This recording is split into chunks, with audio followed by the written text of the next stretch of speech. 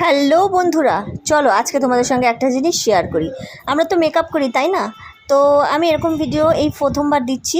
তো যাই হোক, ভাবলাম শেয়ার করাই যেতে পারে। ভীষণ ভালো, কিন্তু ভিডিওটা ইম্পর্টেন্ট আছে আর তোমাদের জন্য ভীষণ হেল্পফুল হবে। তো তোমরা তো অনেকেই মেকআপ কিভাবে তুলবে এই নিয়ে চিন্তার মধ্যে থাকো, যদিও বা এখন অধিকাংশ লোকই জানে। তবুও যারা ছোট রয়েছে, টিনেজার যারা ফ্রেন্ডরা রয়েছে, তারা অনেকেই জানো না। তো যাই হোক, এরকম একটা প্যাড নিয়ে নেবে বা কটন প্যাডগুলো নিয়ে নেবে। সেখানে আমি এখানে ক্লিনজিং মিল্ক, আমার যদিও বা শেষের দিকে মানে এটা। তো যাই হোক, সেখান থেকে যতটুকু আমার সম্ভব তোলার জন্য, বেশি লাগে না খুব একটা, কারণ আমি তো খুব মানে হেভি মেকআপ করি না, লেপাপোতা কমই করি। তো তাই জন্য আমার অল্পতেই হয়ে যায়।